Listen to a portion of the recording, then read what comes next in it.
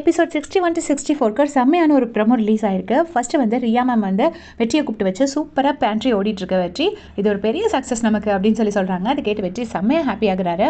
இப்போ வந்து ரெஸ்டாரண்ட்லேருந்து கிச்சன்லேருந்து எல்லாம் ஃபுட் சர்வ் பண்ணிட்டு இருக்கும்போது ஒரு கஸ்டமர் கேட்குறாங்க, கீரை விட மாதிரி ஏதாவது நான்வெஜ்லேயும் ஸ்டார்டர்ஸ் இருக்கா அப்படின்னு சொல்லி கேட்குறாங்க. எல்லாருமே வந்து வெற்றியோட பேண்ட்ரி ஐட்டம்ஸை தான் விரும்புகிறாங்க போல இருக்கு.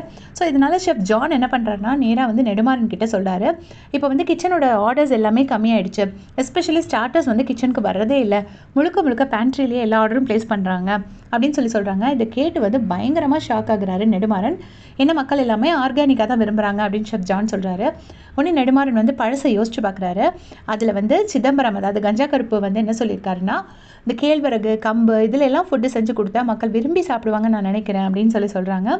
இதில் வந்து அவருக்கு ஆட்டிசம் இருக்கிறதுனால அவர் வந்து நெடுமாறனோட ஐஸை பார்க்காம ஐ கான்டாக்ட் மெயின்டைன் பண்ணாமல் கீழே பார்த்தே பேசுகிறாரு. அதுக்கு வந்துட்டு இது பட்டணம், இங்கெல்லாம் அதெல்லாம் விரும்பி யாரும் சாப்பிட மாட்டாங்க, இது ரெசார்ட்டு அப்படின்னு சொல்லிட்டு நெடுமாறன் சொல்கிறாரு கஞ்சா கருப்பு கிட்ட. அதுக்கு அவர் சொல்கிறாரு, நீ வேணா பாருவே, எப்படியும் நான் சொல்கிற மாதிரி தான் ஒரு நாள் நடக்க போகுது அப்படின்னு சொல்கிறாங்க.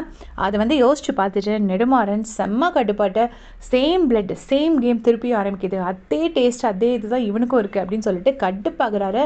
இந்த பக்கம் ஒரு பக்கம் வெற்றியை காமிக்கிறாங்க, ஒரு பக்கம் கஞ்சா கருப்பை காட்ட போகிறாங்க. அண்ட் இன்னொரு விஷயம் என்ன அப்படின்னா, எபிசோட் 70க்கு அப்புறம் தான் கஞ்சா கருப்பு சாரோட எபிசோட்ஸ் வந்து டெலிகாஸ்ட் ஆகும் போல இருக்குது. ஸோ கூடிய சீக்கிரம் நம்ம எதிர்பார்க்கலாம்னு நினைக்கிறேன். உங்களுடைய கமெண்ட்ஸ் சொல்லுங்கள். தேங்க்ஸ் ஃபார் வாட்சிங்.